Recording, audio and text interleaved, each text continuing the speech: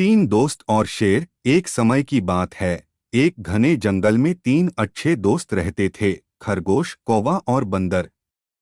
वे हर रोज साथ मिलकर खाना ढूंढते, खेलते और खूब मजे करते। एक दिन वे जंगल के अंदर गहराई में चले गए, जहां उनकी मुलाकात एक भूखे शेर से हो गई।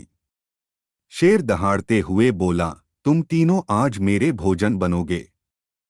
तीनों दोस्त डर गए, लेकिन खरगोश ने तुरंत एक तरकीब सोची और बोला, अगर आप हमें एक मौका दें तो हम आपके लिए एक और बड़ा जानवर पकड़कर ला सकते हैं।